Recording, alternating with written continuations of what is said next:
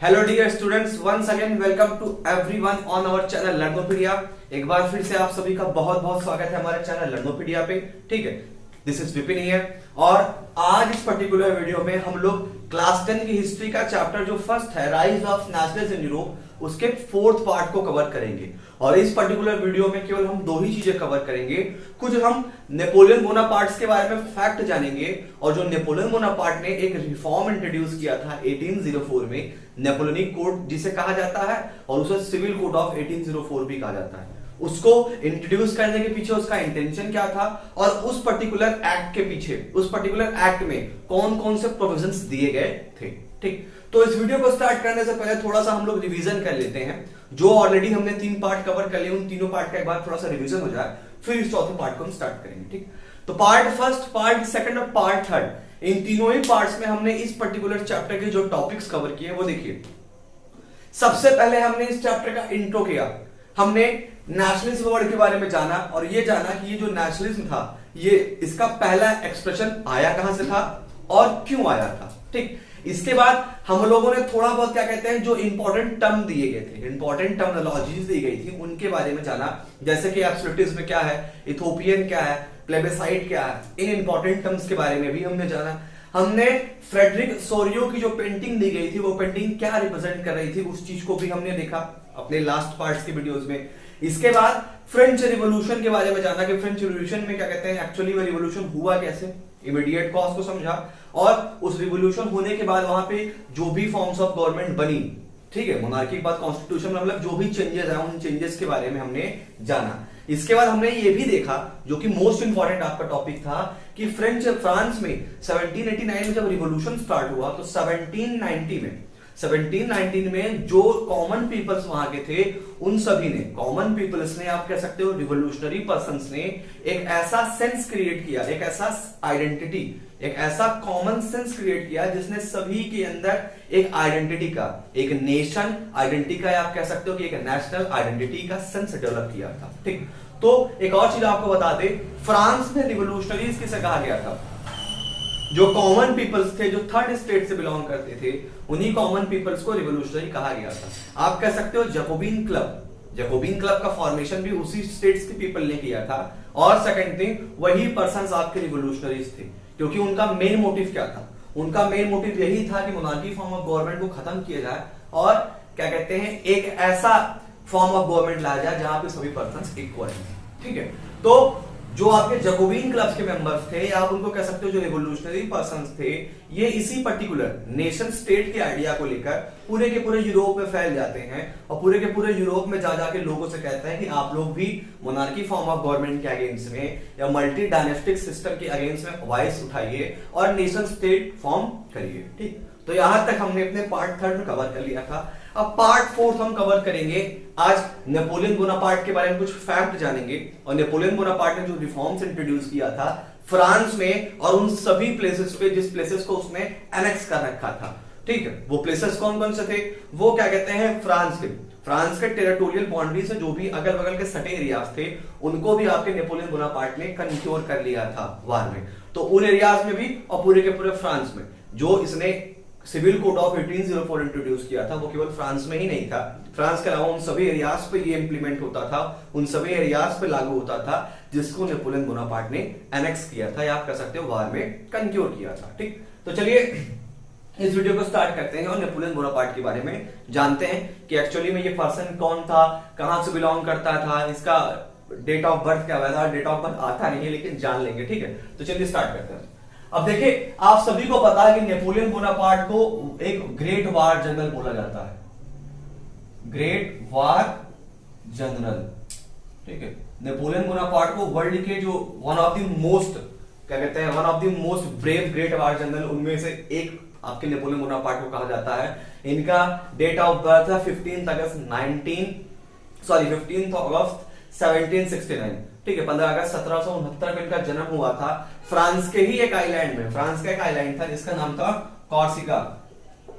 ठीक है, फ्रांस का एक आइलैंड था कॉर्सिका, उसी में इसका जन्म हुआ था 15 अगस्त 1769 को। यह भी एक नोबल फैमिली से बिलोंग करता था। नेपोलियन बोनापार्ट भी एक नोबल फैमिली से बिलोंग करता था, बहुत ही बड़ी फैमिली थी, तकरीबन 5-6 भाई थे और 5-6 बहन थी।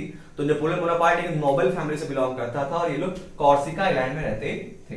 कॉर्सिका आइलैंड के बाद ये कहां पे शिफ्ट हो गए, मतलब कॉर्सिका आइलैंड के बाद ये लोग शिफ्ट हो जाते हैं डायरेक्टली पेरिस में।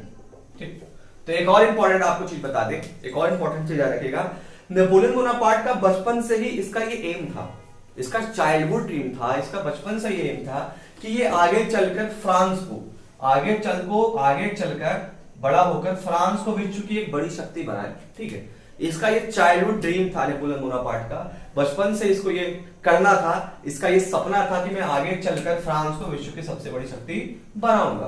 ठीक, और नेपोलियन बोनापार्ट पढ़ने में बहुत ब्रिलियंट था, बहुत ही इंटेलिजेंट था, बहुत ही शार्प माइंड स्टूडेंट था, एक मेरिटोरियस बॉय था। ये जहां भी पढ़ने जाता था इसको स्कॉलरशिप्स वगैरह मिलती थी, स्कॉलरशिप वगैरह, मतलब इतनी अच्छी तरीके से इतना अच्छा रैंक हासिल करता था कि स्कॉलरशिप्स वगैरह इसको मिलती थी। तो पूरी की पूरी जो इसकी एकेडमिक जर्नी थी वो इसने एक मिलिट्री स्कूल में गुजारा। ठीक है, मिलिट्री स्कूल में इसने पूरी अपनी एकेडमिक जर्नी को गुजारा और एकेडमिक जर्नी को गुजारने के बाद ये फ्रांस की आर्मी में एज अ सोल्जर इसने वर्क किया, एज अ सोल्जर इसने फ्रांस की आर्मी में वर्क किया। Second important thing, French revolution जब स्टार्ट हुआ 1789 में, तब ये 20 साल का हो चुका था, तब ये एक सोल्जर में, ठीक है, एक सोल्जर था, फ्रांस के आर्मी में एक सोल्जर था। और जितने भी चेंजेस हो रहे थे, जो भी चेंजेस आपके फ्रांस में हो रहे थे, जो रिवॉल्यूशंस हो रहा था, जिस तरीके के वहां सर्कमस्टेंसेस उस टाइम पे बने हुए थे, उन सभी चीजों को ये ऑब्जर्व कर रहा था। ठीक, और आर्मी में क्या कहते हैं, अच्छे वर्क करने के कारण इसके प्रमोशंस भी हो रहे थे। ठीक, तो 1799 आते आते इसका इतना प्रमोशन हो जाता है कि फ्रांस की आर्मी का ब्रिगेडियर बन जाता है। फ्रांस की जो आर्मी थे उस आर्मी का ये ब्रिगेडियर बन जाता है। और 1799 में जब क्या कहते हैं डायरेक्टरी रूल अपने एकदम डाउनफॉल पे थी, मैंने आपको बताया था ना डायरेक्टरी रूल कैसे रूल थी। डायरेक्टरी रूल का मतलब एक ऐसा फॉर्म ऑफ गवर्नमेंट जिसमें पावर्स को 5 डिफरेंट पीपल्स में डिवाइड किया गया था और जितने भी पीपल्स थे ये सारे के सारे पीपल्स के ओपिनियंस बिल्कुल भी नहीं मैच करते थे, सभी मनी मेकिंग में लगे हुए थे। ठीक, मतलब कि सभी के सभी करप्ट थे। तो डायरेक्टरी रूल भी एक अनस्टेबल फॉर्म ऑफ गवर्नमेंट थी और 1799 इस साल इन मंथ ऑफ नवंबर ये अपने सबसे ज्यादा डाउनफॉल पे थी।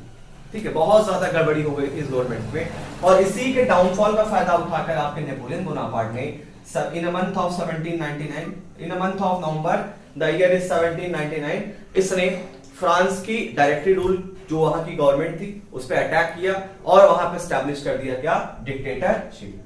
तो 1800 में इसने फ्रांस में डिक्टेटरशिप स्टैब्लिश कर दिया, लेकिन 1804 में इसने लाया civil code of Napoleon code. 1804 में जो रिफॉर्म इसने इंट्रोड्यूस किया था वो इसने इंट्रोड्यूस किया था 1804 में, और बल्कि 1800 में इसने वहां पे डिक्टेटरशिप स्टैब्लिश कर दी थी।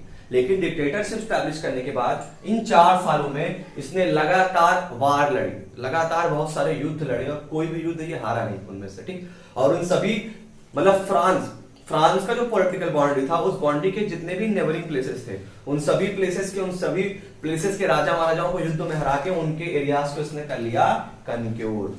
ठीक, और कनक्योर करने के बाद फिर इसने 1804 में नेपोलियनिक कोड ऑफ 1804 जिसे कहा जाता है या जिसको सिविल कोड कहा जाता है इसने इंट्रोड्यूस किया। ठीक, तो आई होप आपको नेपोलियन बोनापार्ट के बारे में इतना बहुत पता चल गया हो। अभी इसको ग्रेट वार जनरल क्यों कहते हैं ये मैं बता दूं, क्योंकि ये जो भी वार लड़ता था उसमें ये बहुत ही बेहतरीन टैक्टिक्स का यूज करता था।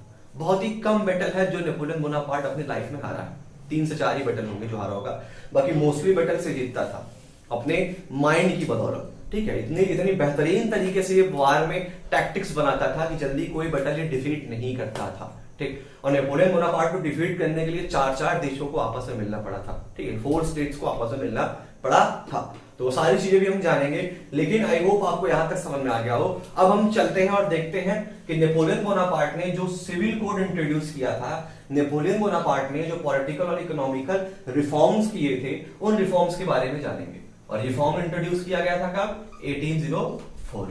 ठीक, तो चलिए देखते हैं कि नेपोलियन बोनापार्ट ने एक्चुअली में वो रिफॉर्म्स इंट्रोड्यूस क्यों किया था, उसके पीछे क्या रीजन था और उस रिफॉर्म्स में कौन कौन से प्रोविजंस दिए गए थे। ठीक, तो चलिए देखते हैं। अब चलिए देखिए, हमने नेपोलियन बोनापार्ट के बारे में फैक्ट जान लिया, थोड़ा बहुत जो चीजें थी नेपोलियन से रिलेटेड उसको हमने कवर कर लिया।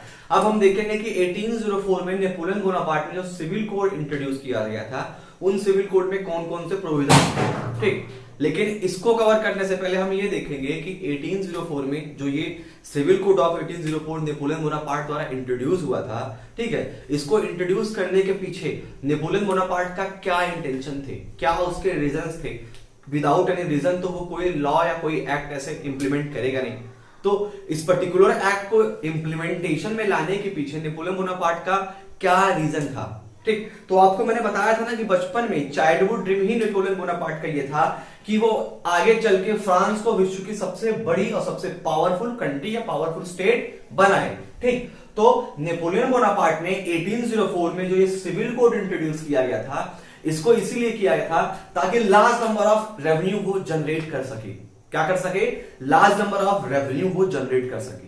अगर वो large number of revenue generate कर लेगा तो जब उसके पास रेवेन्यू ज्यादा होगा तो उस रेवेन्यू से वो अपनी आर्मी और भी ज्यादा बड़ी और स्ट्रांग बनाएगा, और जब आर्मी उसकी और भी ज्यादा बड़ी और स्ट्रांग होगी तो वो और भी प्लेसेस पे और भी स्टेट्स के जो राजा महाराजा हैं उनसे बैटल करेगा और उन प्लेसेस को भी कंक्यूर करेगा, ठीक। ये ग्रेजुअल प्रोसेस है, लेकिन नेपोलियन बोनापार्ट ने जो 1804 में सिविल कोड इंट्रोड्यूस किया था, इसके पीछे उसका यही इंटेंशन था कि वो large number of revenue generate कर सके, क्योंकि अगर उसके पास लार्ज नंबर ऑफ रेवेन्यू होगा तो उस रेवेन्यू के पैसे से वो अपनी आर्मी को और भी ज्यादा बड़ा और स्ट्रांग बना सकेगा और वो अपने चाइल्डहुड ड्रीम को फुलफिल कर सकेगा, ठीक। चाइल्डहुड ड्रीम क्या था कि पूरे के पूरे फ्रांस को पूरे के पूरे वर्ल्ड की सबसे ग्रेट और बिग पावर बनाना, ठीक। अब देखते हैं, ठीक। जैसा कि आप सभी को पता है कि ये सिविल कोड ऑफ 1804 जो नेपोलियन ने इंट्रोड्यूस किया था, इसको नेपोलियनिक कोड ऑफ 1804 भी कहते हैं, ठीक। ये जो एक्ट था सिविल कोड वाला, ये केवल फ्रांस में ही नहीं लागू होता था, ये उन सभी प्लेसेस पे लागू होता था जिन प्लेसेस को नेपोलियन बोनापार्ट ने कंक्योर कर रखा था, ठीक। याद रखना, आपसे एमसीक्यू में ये क्वेश्चन पूछा जा सकता है कि बताइए जो सिविल कोड ऑफ 1804 था एक्चुअली में ये कहां पे इंप्लीमेंटेशन में था, किन एरियाज में? तो उन सभी एरियाज में जिन एरियाज में नेपोलियन बोनापार्ट की हुकूमत चलती थी, ठीक। अब आगे देखते हैं, ठीक। अब देखिए सिविल कोड ऑफ 1804 में सबसे पहला प्रोविजन क्या दिया गया? स्टैब्लिश यूनिफॉर्म लॉ, एक यूनिफॉर्म लॉ उसने बना दिया, मतलब कि कानून अब जो है वो सबके लिए एक बराबर होगा, ठीक। इसके बाद क्या कहते हैं? स्टैब्लिश इक्वालिटी बिफोर लॉ, कानून के नजर में सभी व्यक्ति एक बराबर होंगे, अब कोई भी स्टेट्स वाइड डिवीजन नहीं होगा। पहले क्या था कि क्लर्जी, नोबेलिटी, कॉमन पीपल सभी सारी चीजें नहीं है, अब सबके सब इक्वल होंगे, ठीक। तीसरा, abolish privileges based on birth से लोगों के पास जो प्रिविलेजेस होते थे उसको भी एबॉलिश कर दिया। क्या आप कॉमन पीपल्स के घर में पैदा होते थे तो कोई मतलब नहीं होता था, क्लर्जी के यहाँ कोई बच्चा पैदा होता था, या आपके कह सकते हो नोबेलिटी फैमिली में कोई बच्चा पैदा होता था तो उनके पास क्या होते थे? बर्थ से ही प्रिविलेजेस होते थे, बर्थ से ही एक्स्ट्राऑर्डिनरी राइट्स होते थे, ठीक। तो वो चीजें भी पूरी तरीके से खत्म कर दी, ठीक। चौथा, एबॉलिश फीडुअल सिस्टम, जाहिर सी बात है राजा महाराजाओं का शासन में पूरी तरीके से खत्म हो गया, ठीक। Peasant freed from subordinate monarchial rule, ठीक। जो खेती बाड़ी करने वाले व्यक्ति थे या जो वेजेस पे वर्क करते थे आपके कॉमन पीपल, अब वो क्या कहते हैं गुलामी वगैरह से, राजा महाराजाओं की गुलामी से आजाद हो चुके थे और उन्हें अब किसी प्रकार का कोई भी क्या कहते हैं मोनारियल ड्यू, मतलब कि कोई भी रिवार्ड वगैरह या पैसा वगैरह राजा महाराजाओं को देने की जरूरत नहीं थी, ठीक। आगे, प्रमोट ट्रेड को बढ़ावा दिया, इंटरनल एक्सटर्नल ट्रेड को भी आपके नेपोलियन बोनापार्ट ने बढ़ावा दिया। इसके बाद standardise the weight and measure system, ठीक है, वेट और मेजर सिस्टम को उसने स्टैंडर्डाइज किया, एक स्टैंडर्ड फॉर्म में ले आया, जो कि पहले बहुत अनसर्टेन फॉर्म में था, अब उसको एक स्टैंडर्ड फॉर्म में उसने कन्वर्ट किया, ठीक। इसके बाद improve the transportation and communication system, transportation और कम्युनिकेशन सिस्टम को भी उसने इंप्रूव किया। दो और चीजें थी, उसने गिल्ड सिस्टम को भी रिस्ट्रिक्ट किया था और राइट टू प्रॉपर्टी को भी उसने इंप्लीमेंट में लाया था। वो चीजें मैंने यहां लिखी नहीं थी क्योंकि बोर्ड भर गया था, ठीक। तो आई होप आपको ये सारे पॉइंट्स समझ में आ गए हो और ये सारे पॉइंट्स बहुत ही इंपॉर्टेंट है, याद रखना। जो नेपोलियन ने 1804 में सिविल कोड इंट्रोड्यूस किया था, जिसको नेपोलियनिक कोड ऑफ 1804 भी कहा जाता है, उसको इंप्लीमेंटेशन में लाने के पीछे यही रीजन था कि large number of revenue generate किया जा सके ताकि अपनी आर्मी को और बड़ा बना सकूं और पावरफुल बना सकूं और भी जितने रिमेनिंग प्लेसेस हैं यूरोप के और वर्ल्ड के उनको कंक्योर करके फ्रांस को वर्ल्ड की एक ग्रेट पावर बना सकूं। यही आपके नेपोलियन बोनापार्ट का चाइल्डहुड ड्रीम था। तो एक्चुअली में जो ये सिविल कोड ऑफ 1804 आपके सिविल कोड जो आपके 1804 में इंट्रोड्यूस हुआ था उसमें कौन कौन से पॉइंट थे, तो दीज ऑल पॉइंट्स, ये सारी चीजें आपके 1804 वाले सिविल कोड में थी। ठीक, दो और थी, गिल्ड सिस्टम को रिस्ट्रिक्ट किया था, राइट टू प्रॉपर्टी को भी इंप्लीमेंटेशन में ला दिया था। ठीक, तो आई होप आप लोगों को ये वीडियो पसंद आया हो। अगर वीडियो पसंद आया तो प्लीज लाइक करिए, शेयर करिए, और इसके बाद अगर आपने क्या कहते हैं फर्स्ट, सेकंड और थर्ड पार्ट नहीं देखा इस चैप्टर का, तो जाइए उन तीनों ही वीडियो के लिंक डिस्क्रिप्शन में दिए गए हैं, उनको देखिए, उसके बाद ही इस पार्ट 4 को कवर करिएगा। इस पार्ट 4 में हमने केवल नेपोलियन बोनापार्ट के बारे में थोड़ी बहुत चीजें जानी और सिविल कोड ऑफ 1804 कवर किया। अब इसके बाद जो भी अपकमिंग टॉपिक्स हैं, जैसे battle of Waterloo, treaty of Vienna, फिर इसके बाद the ages of revolution start हो जाएगा।